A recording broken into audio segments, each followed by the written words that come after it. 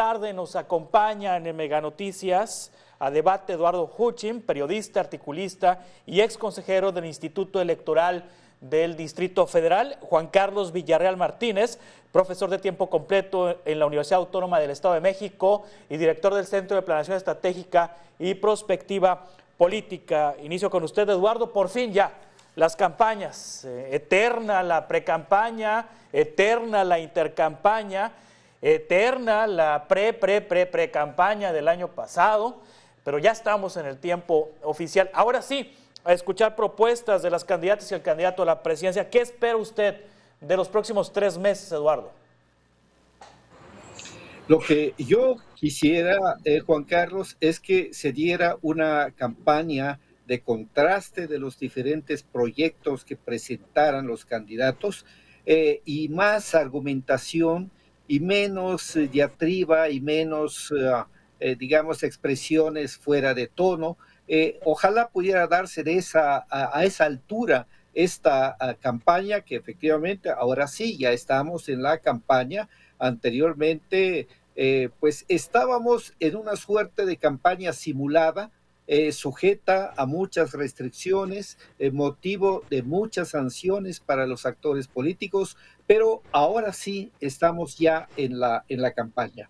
Hasta ahora no era posible escuchar las propuestas, los proyectos de gobierno, los llamados a votar por una fuerza política o por la otra, y bueno, ya estamos en otra situación. Ahora sí es permitido todo esto, y bueno, también tendremos una luz de pues spots en pro de los distintos candidatos a los distintos puestos de elección popular, que no podemos dejar de decir que pues es una elección como no había habido otra en lo relacionado con el número de puestos que están en juego en esta ocasión, y que pues sí, son las elecciones más grandes de la historia, teniendo en cuenta que aparte de las federales, pues tendremos elecciones pues en todas las entidades, con elecciones locales, de congresos, de ayuntamientos y en 9 casos de gubernaturas.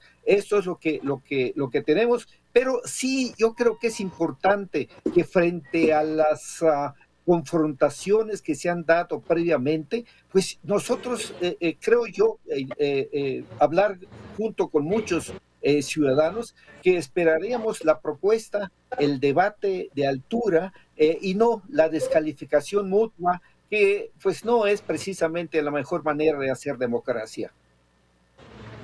Sí, Juan Carlos Villarreal Martínez, faltan 3 meses ya para la elección, para el 2 de junio. Estamos a 3 meses de la elección del 2 de junio, poquito más de 3 meses, pero le anteceden meses de precampaña, un mes de intercampaña, también meses de la pre-campaña, es decir, estamos en esto desde el verano pasado y quizás hasta un poquito antes, desde antes del verano pasado. ¿Se podrán mover los números en 3 meses? ¿Ya está en esta etapa de recta final?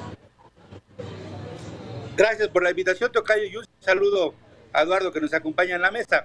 Déjame iniciar con algo que es bien sabido, y si la memoria no me falla, desde el 2019 para acá, en todas las contiendas donde Morena arranca en la cabeza, termina ganando las elecciones locales, y en las federales también ha sido lo mismo. También se podría decir que en los casos de las gubernaturas que ha ganado el bloque opositor, las que comienzan encabezando en encuestas también las terminan ganando.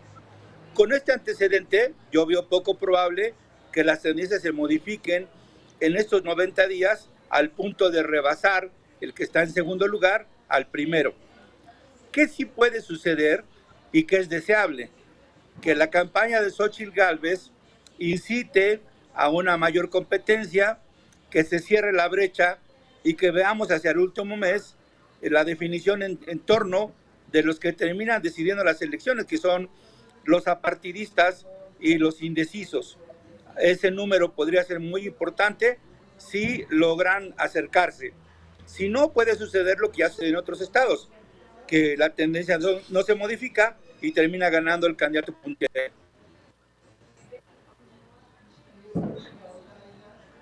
Sí, Juan Carlos. Eduardo, vamos al tema de los inicios, de los arranques de campaña. También conlleva un mensaje por parte de las candidatas, el candidato a la presidencia de la República, el inicio, el arranque. En el caso de Xóchitl Gálvez, Eduardo, inicia en Fresnillo, Zacatecas, durante los primeros minutos de este día, con la intención de visibilizar a un municipio y a un estado que tienen tremendos problemas de inseguridad. Fresnillo es nada más y nada menos que la ciudad más peligrosa de México, la ciudad más violenta de nuestro país. Eduardo, este inicio, ¿qué significa en el caso de Xóchitl Gálvez en Fresnillo?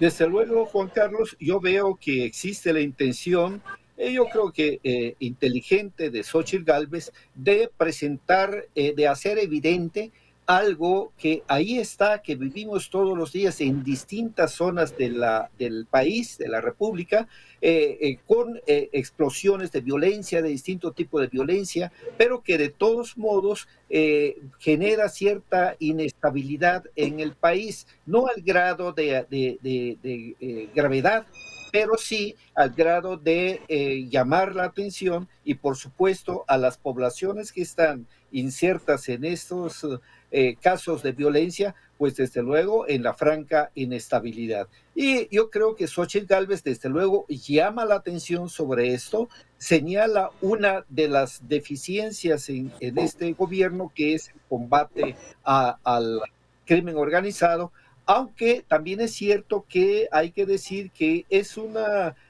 política deliberada que se centra en la expresión de abrazos, no balazos, es decir, la menor confrontación con la delincuencia organizada, pero sí la actividad dentro de las comunidades, generar, crear que no fuercen a los jóvenes a entregarse a la delincuencia organizada. Como quiera, ahí está la intención de Xóchitl de llamar la atención sobre ese grave problema nacional, lo que todavía no existe y sería deseable que existiera es qué haría la oposición, qué haría Xóchitl Gálvez, qué propondría de hacer diferente de lo que se está haciendo para combatir a la violencia organizada, porque la llamada guerra contra el narcotráfico, guerra contra la delincuencia, pues ya se dio en sexenios anteriores y evidentemente no dieron resultado.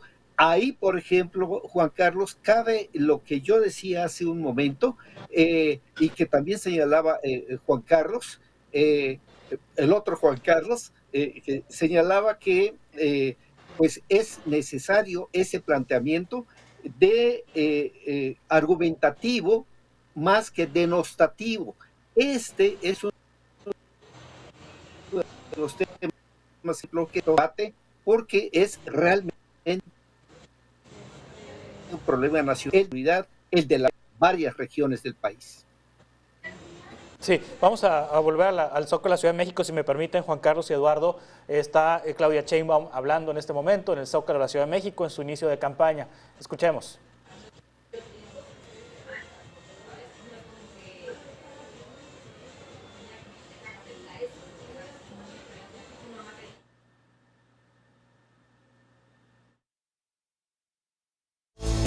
A debate con Juan Carlos Zúñiga.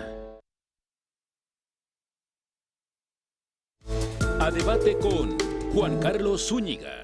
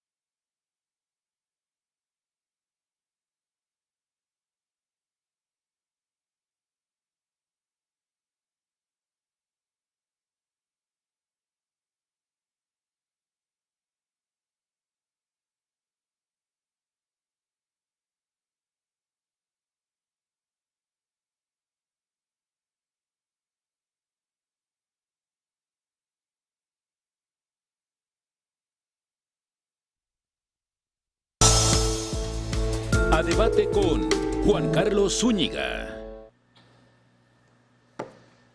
Vamos al Zócalo de la Ciudad de México. Está hablando Claudia Sheinbaum. Seremos respetuosos del gobierno de Estados Unidos. Somos el principal socio comercial. Siempre habrá buena voluntad para la coordinación, pero nos corresponde exigir también el respeto a nuestra soberanía, a las y los mexicanos de los dos lados de la frontera. Coordinación sí, subordinación no. Nunca agacharemos la cabeza. La política exterior seguirá los principios constitucionales de la libre autodeterminación de los pueblos, la no intervención y la fraternidad con todos los pueblos del mundo. Impulsaremos la reforma electoral para fortalecer la democracia participativa. Voy a someterme a la revocación de mandato, como dice la Constitución. Habrá consultas al pueblo y estamos de acuerdo en la reducción del costo del INE, del Tribunal Electoral y de la elección popular de los consejeros y los magistrados del Tribunal Electoral.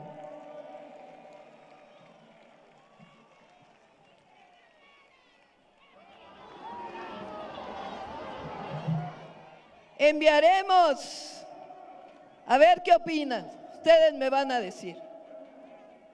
Enviaremos una iniciativa de reforma constitucional para recuperar la consigna que dio origen a la Revolución Mexicana y quedó plasmada en la Constitución del 17. Sufragio efectivo, no reelección. No debe haber reelección a ningún cargo de elección popular a partir del siguiente elección presidencial del 2030. ¿Les parece? Encabezaremos un gobierno honesto, sin influyentismo, corrupción o impunidad. Hacer un gobierno íntegro y libre de corrupción. Para ello, vamos a establecer un modelo ejemplar de fiscalización del servicio público. Vamos a mantener la austeridad republicana, la disciplina financiera y fiscal. No regresarán los lujos ni privilegios. No habrá avión presidencial, no habrá Estado Mayor presidencial y no vamos a recuperar los privilegios del gobierno. Se mantendrá la autonomía del Banco de México y el equilibrio razonable entre deuda y Producto Interno Bruto. No habrá condonación de impuestos a grandes contribuyentes. Y vamos a continuar el combate a la evasión fiscal. Lanzaremos la simplificación y digitalización de trámites más importante de la historia de México. Hay que poner la tecnología al servicio de la gente y de la nación. No van a regresar los gasolinazos. No habrá aumento a las tarifas eléctricas, ni a los precios del gas doméstico, por encima de la inflación. Vamos a seguir construyendo una república fraterna. Seguiremos construyendo igualdad para los pueblos y comunidades indígenas y afromexicanas. Vamos a luchar por la aprobación de la reforma constitucional que presentó el presidente. Seguiremos con los planes de justicia y promoveremos el reconocimiento de las culturas y las lenguas. Vamos a garantizar la pensión universal a las personas adultas mayores, el apoyo a las personas con discapacidad, jóvenes construyendo el futuro.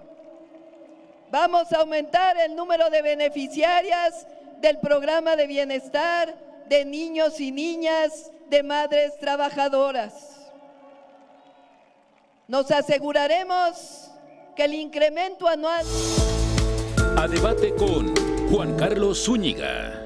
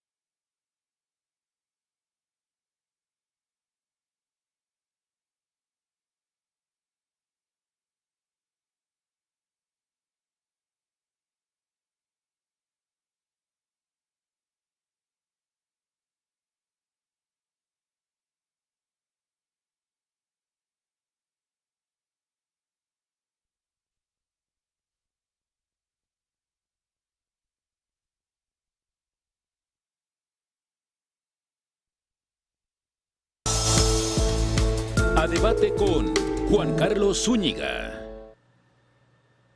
Continuamos con Juan Carlos Villarreal, con Eduardo Huchim. Juan Carlos, me quedé con usted. Escuchábamos a Claudia Sheinbaum ya dando a conocer algunas propuestas que tienen relación con las reformas que propuso el presidente López Obrador el 5 de febrero pasado, pero ella le añade otras cosas. Habla ya ahí de una reforma para prohibir o regresar al tema de la no reelección. Me imagino que se refiere a diputados, senadores, alcaldes, diputados locales, que en este momento se permite la reelección. Pero una opinión de lo que alcanzamos a escuchar de Claudia Sheinbaum, Juan Carlos. Pues mira, es un poquito de nostalgia y de tristeza, porque Claudia más o menos es de mi generación. Ella tiene 60 años, yo tengo 62. Y me recuerda a la campaña presidencial de Cuauhtémoc Cárdenas, pero con una enorme diferencia. En aquel movimiento había un espíritu de cuerpo, había una identidad y había una necesidad de cambio. Lo que vemos hoy en Claudia es la continuidad de las promesas vacías, algunas de ellas que repite del presidente Andrés Manuel López Obrador, como la atención a los grupos afrodescendientes, a los indígenas, que realmente en este sexenio no hicieron nada por ellos. repetir la perorata de la soberanía y la defensa de la soberanía, que es muy de los 80s. Y por otro lado, esta idea de que ahorrando se puede tener un mejor, ¿no? Y es, digamos, ahora sí, el segundo piso de la cuarta transformación, evitando la reelección, nos vamos a ahorrar dinero. Lo cierto, y Eduardo lo sabe bien, es que desde que tenemos las fórmulas actuales, cada elección nos sale más cara. Mientras no se atienda de fondo un tema de una reforma estructural que de una vez por todas tenga o un sistema federal como el norteamericano o un sistema descentralizado como el que teníamos antes de carácter federalista, vamos a seguir observando los mismos vicios. En el fondo, lo que alcanzo a escuchar de Claudia Sheinbaum es aquella nostalgia al pasado, aquella idea de que el mejor futuro es el pasado. Y eso es lo que me da un poco de tristeza. Mi generación pensaría en otras cosas distintas, pero no las encontramos en nuestros políticos, desafortunadamente. Sí, Eduardo Huchim, no hemos hablado de Movimiento Ciudadano. Hoy inicia en Lagos de Moreno, Jalisco, Jorge Álvarez Maínez, el candidato de este partido político a la presidencia de la República, en un bastión de Movimiento Ciudadano, pero de un Movimiento Ciudadano que no apoya a los fosfo, Eduardo. En efecto, Juan Carlos, hay un tercer candidato, no olvidemos, además el único hombre que está postulado para la presidencia de la República, porque ciertamente por momentos pareciera que la contienda es entre dos, pero no es así, la contienda es entre tres, de tal suerte que Álvarez Maínez me parece que tiene una propuesta interesante, una propuesta fresca, con alguna frescura, y bueno, tiene también ¿cómo llamarle? El buen comportamiento, por decirlo de alguna manera, de Movimiento Ciudadano, que fue el único que respetó los tiempos electorales fijados en la Constitución. Y bueno, pues esto me parece que no es un dato menor, es prácticamente el único partido, si no fue sancionado por actos de precampaña o de campaña, lo cual es un buen asunto de Movimiento Ciudadano, porque es una de las cosas que lo distingue de los otros contendientes. Y tiene razón Juan Carlos, en el sentido de que todavía no logramos hacer menos onerosos nuestros procesos electorales. Todavía no lo logramos, pero yo creo que hay que insistir en ello, porque ciertamente los miles de millones de pesos que cuestan estos procesos me parece que no tienen cabida en una nación que se esfuerza cotidianamente por evitar la pobreza, sobre todo la pobreza extrema. Y brevemente sobre el mensaje de Claudia Sheinbaum, que desde luego encabeza un acto que muestra un músculo, es intencionado mostrar ese músculo que contrasta con las maneras de iniciar sus respectivas campañas de los otros contendientes.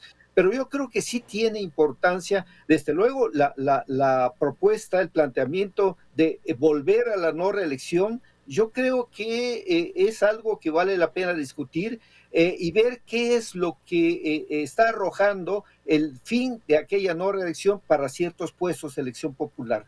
Una de las cosas es que pues se impide la irrupción de los nuevos actores políticos, de los jóvenes, que digamos que al haber reelección se les ha cerrado oportunidades de participar en política. Y yo sí creo que es importante este señalamiento respecto al vecino del norte, porque no recordemos que hay todavía, incluso está en el debate público,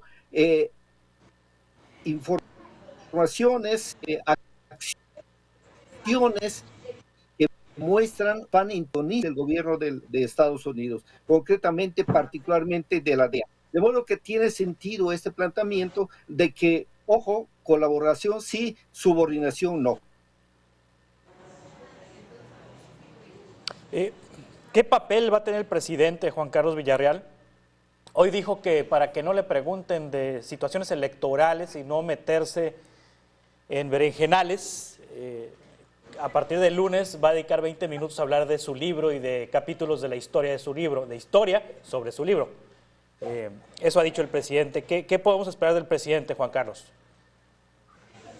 Que va a seguir haciendo lo que ha hecho desde que es presidente, intervenir en el proceso político, inmiscuirse en los procesos electorales y llevar agua a su molino.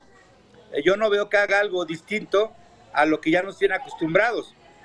Formalmente, él inauguró una avenida para discutir temas de agenda con la reforma constitucional que plantea, y con eso se puede llevar varias semanas introduciendo el tema si no le da rendimiento el tema de su libro, que por lo demás es un tabique inmanejable. Son como 500 páginas de la historia vista por el líder, ¿no? Entonces habrá que esperar a ver cómo le reditúa esta práctica, y si no, estaremos viendo que vamos a volver a lo que siempre ha hecho, que es intervenir en el proceso político, que por lo demás yo no lo veo mal. No estábamos acostumbrados, pero es una forma de ejercer también el poder. Sí, Eduardo, en ese mismo sentido, ¿qué esperar de las autoridades electorales, del Instituto Nacional Electoral, al inicio de estas campañas ya de manera formal?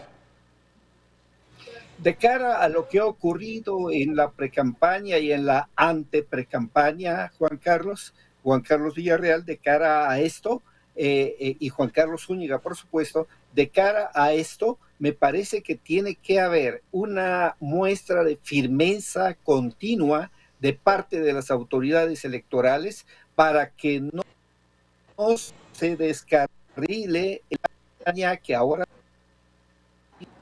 es campaña mesa, y un acento, Juan Carlos, en lo que tiene que ver con el gasto, con el dinero en las campañas políticas. Me parece que el INE tiene ahí un desafío mayúsculo, porque hasta ahora no logra detectar el gasto real que hacen los partidos políticos en sus respectivas campañas.